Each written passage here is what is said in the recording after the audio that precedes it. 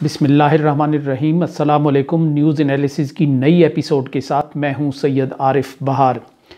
ناظرین، گفتگو کے آغاز پر میری خواہش ہوگی کہ آپ اس چینل کو سبسکرائب کریں اور بیل آئیکن پر کلک کریں تاکہ ہمارے درمیان یہ جو گفتگو کا ربط و تعلق ہے یہ قائم اور برقرار رہ سکے۔ ناظرین، مقبوضہ جموں و کشمیر میں ایک فیک انکاؤنٹر کے بعد کی جو صورتحال ہے اس نے ہر درد دل رکھنے والے شخص کو رلا کر رکھ دیا ہے، ہر آنکھ کو اشکبار کیا ہے، ہر دل ان آنسوؤں کے بوجھ تلے ڈوبا ہوا اور غمگسار ہے کہ جو ان شہید ہونے والے معصوم بچوں اور بچیوں کی آنکھوں سے رواں ہیں۔ ان فریاد کناں خواتین، عفت مآب خواتین کی آہو بکا کے نے لوگوں کے دل زخمی اور چھلنی کر دیے ہیں، جو اس وقت بھی نومبر کی اس یخبستہ رات میں شہر سری نگر میں ایک رات کی تاریکی میں مشعلیں جلائے ہوئے، شمعیں جلائے ہوئے بیٹھی ہوئی ہیں، احتجاج کر رہی ہیں۔ وہ بچے، وہ بزرگ جو اس وقت وہاں گودا جما دینے والی سردی میں وہاں بیٹھے ہوئے ہیں، فریاد کناں ہیں، سراپا احتجاج ہیں، سراپا سوال ہیں۔ ان کی کہ سوال عالمی ضمیر پر اگر کہیں وہ موجود ہے ایک تمانچہ ہیں، اور ان کی جو اس وقت کی جو قربانی ہے، جو ان کا جذبہ ہے، وہ صرف اس پر ایک ہی عنوان صادر اور صادق آتا ہے۔ وہ مناظر دیکھ کر صرف ایک ہی منظر کی یاد آتی ہے، تاریخ میں بہت دور تک جانا پڑتا ہے اس منظر کو چشم تصور سے دیکھنے کے لیے، اور وہ منظر ہے کربلا، وہ منظر ہے شام غریباں، وہ منظر ہے ظالم کی صفاقی، شقاوت قلبی، بے رحمی، بے رخی، انانیت، اور مظلوم کی مظلومیت کا، مظلوم کی آہوں کا، مظلوم کی سسکیوں کا، مظلوم کی فریاد کا، مظلوم کے عزم و ہمت اور حوصلے کا۔ بس اس پہ صرف یہی ایک عنوان صادق اور صادر آتا ہے۔ پورا 2 روز سے جو یہ سلسلہ چل رہا ہے اس نے ہر آنکھ کو اشکبار اور ہر دل کو زخمی کر کے رکھا ہے، بالخصوص وہ فرزندان وطن جن کے پرکھوں کا یہ دیس ہے کہ جو آج ایک حسین استعارہ تھا، جو ایک حسن کا ایک علامت اور استعارہ تھا، جسے شاعروں اور ادیبوں نے جس کے قصیدے لکھے تھے، جس کی حسن اور جمال کی کہانیاں بیان کی تھیں، وہ آج ایک درد کی جیتی جاگتی تصویر بن کر رہ گیا ہے۔ تو اس نے ہر ایک درد دل رکھنے والے کو اور اس شخص کو جس کا اس سرزمین سے کسی نہ کسی انداز سے تعلق ہے، جس کے آبا کا اس سرزمین سے تعلق ہے، اسے ہلا اور رلا کر رکھ دیا ہے۔ میں نے جو مناظر دیکھے میرے لیے تو بالکل یہ ایک کربلا کا منظر تھا۔ ان چھوٹے بچوں کی چیخو پکار، آہو بکا، فریاد، اور وہ چاند ستارے نہیں مانگتے تھے، وہ کوئی کمیشن نہیں مانگتے تھے، وہ کوئی تحقیقاتی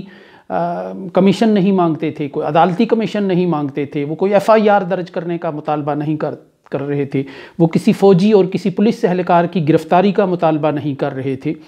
کوئی لمبا چوڑا ان کا مطالبہ نہیں تھا۔ وہ صرف یہ کہہ رہے تھے کہ ان کے عزیزوں کی، ان کے پیاروں کی جو میتیں ہیں، جو لاشیں ہیں، وہ انہیں حوالے کی جائیں تاکہ وہ انہیں اپنے انداز سے، اپنے اعزاز کے ساتھ اور اپنے انداز کے ساتھ، اپنے مذہبی جو ایک طریقہ ہے اور جو رواج ہے اس کے تحت انہیں سپرد خاک کریں۔ بس یہ ان کا بھارت کی جمہوریت سے، بھارت کے سیکولرزم سے، بھارت کی طاقت اور نخوت سے ان کا فقط مظلوموں اور ان کمزوروں کا، ان چھوٹی چھوٹی ان معصوم بچیوں کا صرف ایک ہی مطالبہ تھا کہ انہیں ان کے عزیزوں کی، ان کے پیاروں کی میتیں ان کے حوالے کی جائیں۔ تو یہ دلخراش منظر کسے نہیں رلا رہا، کسے نہیں ہلا رہا؟ جب یہ میرے ذہن میں ایک نقشہ بنا کہ یہ کربلا ثانی ہے کہ جہاں لوگ فریاد کر رہے ہیں، اور طاقت ایک انا کے گھوڑے پر سوار ہے، اس کے کان پر جوں تک نہیں رینگتی۔ یہ تاریخ کا سبق ہے، ایسا ہی ہوتا ہے جب طاقت اپنے نشے میں ہو، اپنے تمتراک میں ہو، تو وہ ایسے ہی انسانوں کو، کمزوروں کو حقیر کیڑے مکوڑوں کی طرح ٹریٹ کرتی ہے، سمجھتی ہے۔ پھر اسے تب ہوش آتا ہے کہ جب پانی سر سے گزر چکا ہوتا ہے۔ بہت دور نہ جائیے، بگرام بیس کے خالی اور ویران در و دیوار آج یہی کہانی سنا رہے ہیں کہ جسے بڑے ارمانوں کے ساتھ نہ جانے کتنی دہائیوں کے قیام کی پلاننگ کے ساتھ اور سجایا اور بنایا گیا تھا، وہ آج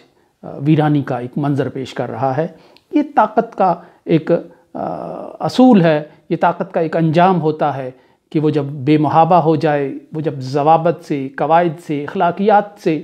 عاری اور بے نیاز ہو جائے، تو پھر بالآخر اس کا کہیں نہ کہیں اس کے اندر جو کمزوری کے اجزاء ترکیبی اور جراثیم ہوتے ہیں وہ پھر اپنا کام دکھاتے ہیں۔ اس صورتحال پر چونکہ میرے ذہن میں بالکل ایک کربلا کا ایک نقشہ اور منظر ابھرا، میں نے نیو یارک میں ایک فرزند زمین، دانشور، شاعر، محقق اور بہت سی کتابوں کے مصنف پروفیسر ڈاکٹر مقصود جعفری صاحب سے رابطہ کیا، انہیں میسیج کیا۔ میں نے کہا اگر اس پس منظر میں آپ نے کچھ کلمات لکھے ہیں، کچھ آپ کا کلام موجود ہے تو مجھے عنایت کیجئے، میں اپنے ولاگ کا آغاز آج اس سے کرنا چاہتا ہوں۔ پروفیسر صاحب ہماری ریاست کا اثاثہ ہیں، جموں شہر کے رہنے والے ہیں، 47 میں پیدا ہونے والے ایک جبری اور غیر فطری تقسیم نے ان کے بزرگوں کو بھی رخت سفر باندھ کر اس حصے میں آنے پہ مجبور کیا،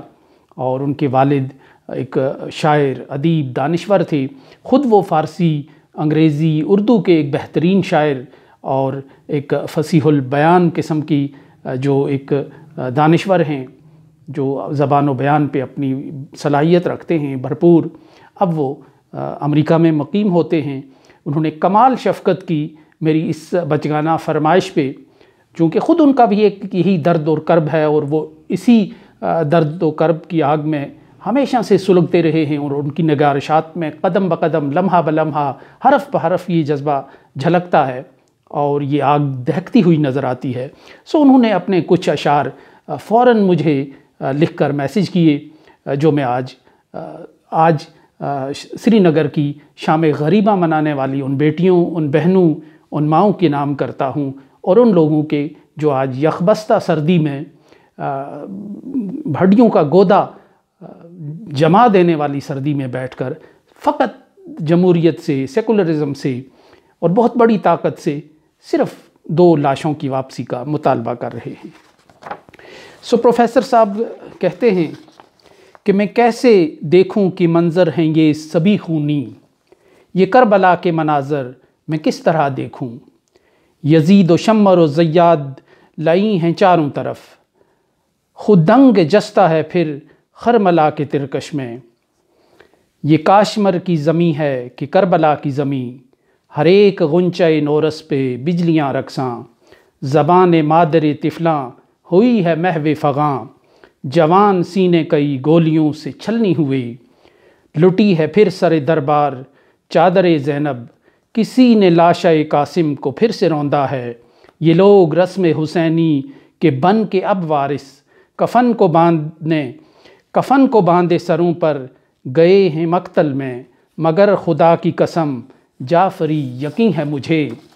انہی کے خون کی سرخی شفق پہ نکھرے گی، یہ خون خون شہیداں ہے رزق خاک نہیں، یہ خون خون شہیداں ہے رزق خاک نہیں، دریدہ دامنی ان کی قبائے چاک نہیں۔ پروفیسر صاحب کی اس فوری جو ایک تخلیق ہے، اس میں آج بالکل ان مناظر کی یاد ہے کہ جو آج دیکھنے کو مل رہے ہیں سری نگر کی سڑکوں پہ، ان مظلوموں کی جن کا صرف ایک مطالبہ ہے کہ ان کے عزیز و اقارب کی لاشیں انہیں دی جائیں، ان کی میتیں انہیں دی جائیں، اور اس سے زیادہ کوئی لمبی چوڑی بات وہ نہیں کر رہے، کوئی مطالبہ نہیں کر رہے۔ یہ بھارت کی ریاست سے، بھارت کی طاقت سے، بھارت کی نخوت سے اور اس کے تکبر سے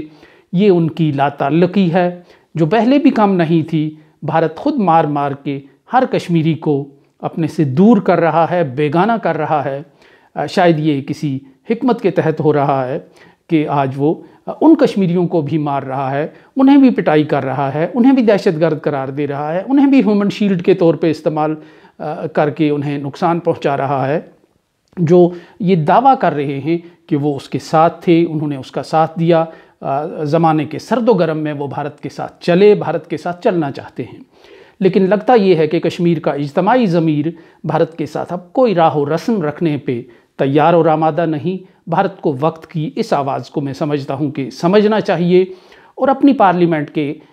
فیصلوں کو پارلیمنٹ کے ذریعے ہی ٹھیک کرنا چاہیے، اور کشمیر کے لوگوں کو، ان کے مقدر کو آزاد کر دینا چاہیے۔ خدا کے لیے بھارت جتنا جلدی یہ فیصلہ کرے گا اتنا ہی اچھا ہے۔ کشمیر کے لوگوں کے ضمیر پر ہتھوڑے برسانے سے اب وقت کا لکھا ہوا ٹل نہیں سکتا۔ ایک بار بھارت پیچھے ہٹنے کی کوشش کرے تو میں سمجھتا ہوں کہ کشمیر کے اہل دانش اور بینش اور سمجھدار لوگ باقی طاقتوں کے بھی پاؤں پکڑیں گے، ان کی معافی بھی مانگیں گے، ان سے بھی معذرت کریں گے، ان سے بھی یہ عرضداشت کریں گے کہ وہ بھی تھوڑا تھوڑا پیچھے ہٹیں اور کشمیریوں کو آزاد